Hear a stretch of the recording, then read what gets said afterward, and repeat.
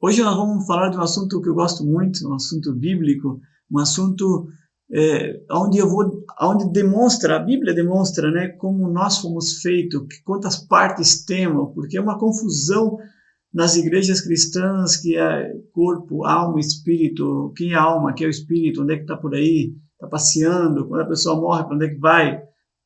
Feitos do barro. Vamos pro vídeo. Para saber direitinho quem somos e como fomos feitos, temos que ir a Gênesis. Gênesis é o princípio. Em Gênesis capítulo 2, versículo 7, Deus explica como foi feito. E juntou Deus o pó da terra. Primeiro disse, né, façamos ao homem a nossa imagem e semelhança. No versículo 26 de Gênesis, capítulo 1. E no capítulo 2, versículo 7, disse, juntou do pó da terra, fez o barro, né, amassou seguramente, modelou, fez os braços, o corpo, direitinho, quando viu, está perfeito, gostei. Então agora vamos dar vida. Até agora é matéria, só matéria. E a matéria é pó. Agora, juntou do pó, presta atenção nos detalhes, hein? Deus é muito detalhista. E agora então ele vai no nariz, que é onde respiramos, onde absorvemos o ar. Soprou no nariz. Ou seja, então são duas coisas. Barro, pó, matéria, corpo. E outra, sopro. Ruach, em hebraico. Ruach, que quer dizer ar, vento, sopro. Duas coisas. Só duas. Matéria e fôlego. Só duas. Uma é da terra, o pó. Outra é de Deus, o fôlego. E foi feito um ser vivente. Não tem três coisas. Corpo, alma e espírito. Não tem três coisas. Corpo, matéria e o fôlego, o ruach, o espírito. Aí entrou. Ruach também significa pneuma em grego. Pneuma vem de como pneumático, né? Ou seja, algo automático com ar dentro, ou borracha com ar dentro. Então, pneuma foi o ar introduziu, o espírito, o ruach, introduziu no ser humano e ele foi um ser vivente. Então, o ser vivente é a combinação de duas coisas. Uma só é barro. Barro não pensa, barro não vai para o céu, barro não vai para o inferno, barro não vai para nada, para nenhum lugar. O barro, ele só tem vida quando tem fôlego. No capítulo 12 de Eclesiastes, no versículo 7, diz, o que é de Deus, Deus leva para si, e o que é pó, volta para a terra. Então, o pó volta para a terra, para quem deu, a terra deu o pó. Então, volta para a terra. E o espírito, volte para Deus que o deu. Então, o Deus que faz, sopra, é o Deus que chupa. Quando a pessoa morreu, tadinho, a minha mãe morreu de câncer de 45 anos, porque Deus quis. Deus não quis. Deus não quis que a minha mãe morresse. Foi a má alimentação dela que fez com que ela morresse cedo. Então, Deus é obrigado a chupar. A velocidade é 100 por hora e o cara vai chutado a 200 por hora e BUM! Foi a vontade de Deus? Não, não foi a vontade de Deus. Deus não queria que ele estivesse a 200 km por hora. Deus queria que ele fosse obediente às leis civis e que fosse a 100 por hora. Então Deus protege a 100 por hora. Deus disse, agora estás sobre a tua velocidade. Já é um problema teu. BUM! Deus é obrigado a fazer isso. Chupar. Então, o ar, Eclesiastes 12:7, não venham aqui inventar história, não. Não venham aqui inventar ideias mirabolantes, evangélicas, pentecostais ou católicas, ou ideias loucas. Eu tenho aqui Bíblia. Na sua Bíblia está, na sua Bíblia católica, na sua Bíblia evangélica, na sua Bíblia pentecostal, está Eclesiastes 12:7. Mas é do Antigo Testamento. O Antigo Testamento não existe, aí foi feito pela Igreja Católica, Antigo e Novo. Foi o Cassiodoro de Reina que inventou isso de Antigo e Novo. Não é nada disso, é os rolos antes de Cristo e os rolos que foram escritos depois de Cristo. Qual os rolos qual é os estatutos que Jesus usava? Jesus não tinha Lucas, Mateus, não tinha Marcos, não tinha nada escrito. Ele usava aqueles que foi antigo, mas ele não disse, quando eu morrer, isso aqui vai ser abolido. Não, não vai ser abolido nada. A lei é eterna, as profecias são eternas. E Jesus falava de Zacarias, de Malaquias, Jesus falava de todos eles que escreveram coisas boas. Falou de Isaías, falou dos outros profetas, todos, de Jonas, assim como Jonas foi, né, 3 dias, 3 noites no ventre do peixe. Também é necessário que o homem fique no pó da terra 3 dias, 3 noites. Jesus não foi para o céu, nem foi para o inferno, Jesus estava ali, o barro estava ali inerte. Por quê? Porque Deus tinha tirado o espírito lá na cruz. Ó Pai, a ti eu encomendo o meu espírito. E expirou. No dia da ressurreição, Deus devolveu. E Jesus ressuscitou. Lázaro não foi em nenhum lado. Não foi em nenhum lado. Lázaro não foi para o céu. Tá lá no céu. Ei, legal. Estou aqui com a harpa, estou com a coroa. Ei, Jesus me está chamando. Está tão legal aqui, tem que voltar para a terra. Não. Tem sentido? Não tem sentido. Lázaro estava ali, o barro estava inerte. Mas quando Jesus clamou, por isso que ele disse, Pai, obrigado porque sempre me escuta. Porque quando ele pediu seguramente em pensamento, Deus enviou o Espírito outra vez a Lázaro. E o Lázaro estava ali, o barro dormindo, entrou o Espírito Ruach outra vez e foi um ser vivente. Somente é ser vivente quando o Espírito de Deus se encontra com a matéria. Só. Mas quando Deus tira o Espírito, a matéria fica inerte. Começa a ação dos fungos, das leveduras e da bactéria, começa a atuar ali e os bichos começam a comer a carne e volta para o pó. É o processo do carbono. A atuação dos fungos, das leveduras e das bactérias faz a ação do carbono, o processo do carbono. Você, nesse momento, pode estar dando oportunidade para fungos, leveduras e bactérias estar entrando no seu corpo e, através disso, está acelerando o seu processo de carbono. A minha mãe fez isso. A má alimentação dela acelerou o processo de carbono. Ela podia ter durado 90, 100 ou mais anos, mas ela acelerou o processo de carbono, então começou os fungos a atuarem antes de estar no caixão. Em vida, nós podemos estar morrendo. Em vida, nós podemos estar prejudicando esse barro, porque fomos feitos do melhor barro possível, o barro das mãos do Criador. Só que Ele não quer tirar de você o fôlego de vida antes do tempo, mas você acelera o tempo. Nós somos culpados por ir antes do tempo determinado por Deus à tumba. Ellen White disse, se pudéssemos ler nas lápidas do cemitério realmente o que teria que estar escrito lá, diria assim, aqui jaz pela sua própria boca. Deus tem 2 formas de curar o homem.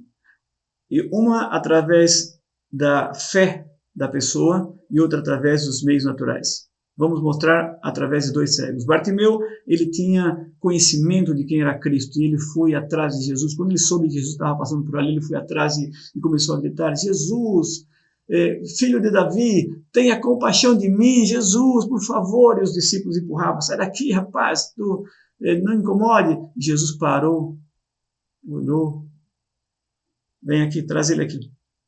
E aí Jesus disse, o que você quer que eu faça por você? E ele disse, Senhor, eu quero ver.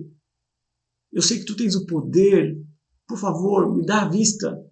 E Jesus botou a mão nele, somente a mão, e disse, recobre a vista. Ou tenha uma vista nova. E ele viu. E ficou apaixonado e glorificando a Deus porque viu. Mas outra situação, estava o cego lá que não conhecia Jesus e os discípulos perguntaram, Senhor, aquele cego, ele é cego pelas culpas dos pecados dele ou a culpa dos pecados dos pais dele? Ele disse, nem dele, nem dos pais dele, mas para que a glória de Deus se manifeste na vida dele. Sempre que você tem uma doença, pense, Senhor, eu quero ser curado, mas se a tua glória se manifesta na minha vida, se a minha vida for um exemplo para outras pessoas, para glorificar o teu nome, então me cure. E Jesus foi lá, outra vez o barro. Jesus pega o pó da terra, pó é matéria, mas precisa a parte divina. E nesse caso, se ele bota o fôlego, pó, vai, sai fora. Então ele colocou a saliva. Saliva, fez o barro. Aqui ele estava fazendo um olho novo, só isso. Geoterapia, tratamento natural. Então barro, outro barro. Tens um olho novo, tu acredita? Sim, Senhor. O que é que eu tenho que fazer? Agora tens que fazer todo o teu esforço. Tudo que tiver ao teu alcance, tens que fazer. Vai até o tanque de Siloé e te lava. Lava esse barro e verás. Nossa! Geoterapia, argiloterapia, hidroterapia, 2 tratamentos naturais.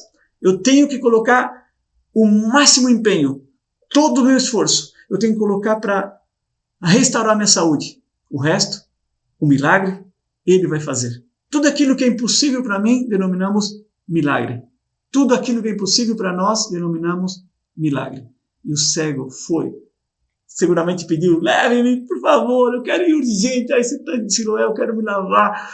E ele foi desenvolvendo a fé no Criador. Foi desenvolvendo a fé. Naquele que fez do barro um ser humano, naquele que fez do barro e o sopro vida, naquele que fez do barro e saliva outro olho novo, para restaurar aquele olho que o pecado tinha destruído. Não o pecado dele, nem o pecado dos pais dele, o pecado em si, a maldade do planeta. A própria maldade da terra faz um bebê nascer cego, faz um bebê nascer todo aleijado, ou com síndromes, ou com doenças. Faz bebê, de uma sobrinha minha, filho da minha irmã mais velha, nasceu com câncer. Como pode ser que um bebê já nasça com câncer? Que culpa tem essa criança? Não tem. É a própria maldade do planeta, é a própria maldade da terra em si. Não é culpa de ninguém, nem de Deus, não é da mãe dela, não é da maldade do planeta. Entendamos isso. E aquele cego foi, lavou e viu. Durante o processo do tratamento natural, aquele cego desenvolveu a fé. Aquela fé que Bartimeu tinha, que sem precisar de tratamento natural. Então você vai encontrar pessoas que têm fé, que através da oração pode ser curado, mas você vai encontrar pessoas que querem ser restauradas e precisa de um tratamento natural. Em outra situação, Ezequias estava morrendo. Ele estava com uma doença na pele, uma chaga, que podemos acreditar que podia ser um câncer de pele, e Ezequias virou para o canto e disse, Senhor, por favor, dá mais alguns anos de vida para mim, por favor. Eu anelo alguns anos de vida a mais, eu estou novo ainda, eu quero desfrutar um pouco mais. E Deus disse, tá bom, eu vou te dar 15 anos de vida, só que tu tem que escutar o meu médico. Ellen White diz que os verdadeiros médicos de Deus são os sacerdotes e os profetas. Isaías não era médico, era profeta, mas era o verdadeiro médico de Deus. Por quê? Verdadeiro. Porque são aqueles que escutam a voz de Deus. A pergunta é, você que é médico, você que é naturopata, naturólogo, nutrólogo, nutricionista, você é um médico de Deus? Você está escutando a Deus na sua mente para poder fazer os tratamentos corretos para os seus pacientes? Ou você está fazendo só o que estudou nos livros? Preste atenção nisso. Os verdadeiros médicos de Deus são os sacerdotes e os profetas. E o mais lindo é que todos somos chamados ao sacerdócio. Todos podemos ser médicos de Deus. Outra coisa, Eliseu não era profeta. Mas quando a jovem, que era serva de Naamã, disse para ele, lá em Jerusalém tem um profeta. É um profeta de Deus. Ele vai te curar. E o que Eliseu mandou foi Naamã mergulhar 7 vezes no Rio Jordão, um rio cheio de barro, nojento. Naamã não queria, mas o servo de Naamã disse, vai. Se não fosse uma coisa impossível, se te dissesse para fazer uma coisa impossível, você não faria? Faz então, mergulha nesse barro aí, nesse nojento barro. Eu sei que em Damasco tem rios limpinhos, melhor que esse, mas vai aí, é nesse aí. O profeta disse nesse, e ele foi 7 vezes e se curou da lepra. Se o rei Ezequias não tivesse aceitado o cataplasma de figo que o profeta Isaías disse para ele fazer, que Deus teria inspirado, porque Deus disse para Isaías, vai lá, coloca um cataplasma de figo naquele câncer do Ezequias, se ele aceitar, ele vai ser curado. Se ele não aceitar, nada feito. Ele tem que fazer tudo o que está ao alcance dele. Ezequias fez, e Ezequias se curou. E você? Está disposto a fazer um tratamento natural e colocar todos os teus esforços para ver o milagre de Deus acontecer? E para terminar, eu quero dizer que, assim como fomos feitos do barro, Deus, ele usa uma expressão muito linda para nós. apesar do barro, de feito do barro. Ele usa outra expressão também, Salmo capítulo 1, versículo de 1 a 3. Disse que todo varão que medita na palavra de Deus de dia e de noite e é apartado do mal, apartado das rodas escarnecedores, será como uma árvore plantada junto a ribeiros de águas tranquilas, onde o seu fruto dará no seu tempo e as suas folhas não se caem. Você é esse homem ou essa mulher que está meditando na palavra de Deus de dia e de noite? Todos os dias você vem ao encontro do Senhor e medita nessa palavra? Se você está fazendo isso, então você está no caminho certo de ser uma árvore certa para dar o fruto no tempo certo. Gálatas 5, 22 e 23 fala sobre os frutos do Espírito Santo: amor, gozo, paz, paciência, bondade, benignidade, fé, mansidão e domínio próprio. Isso aqui, para mim, é o mais difícil. Como é que está a tua temperança? Como é que está a tua alimentação? Os períodos do alimento, os períodos de tomar água estão corretos? Então, se não estão corretos, medite um pouquinho mais na palavra de Deus, para você ouvir mais a voz do Espírito Santo e poder dar valor ao seu Criador que colocou nesse pedaço de barro que é você o fôlego de vida e que ele não tire antes do tempo, porque você fez o seu máximo esforço para preservar essa caixinha, essa casinha aonde o Espírito de Deus habita. Que Deus te abençoe.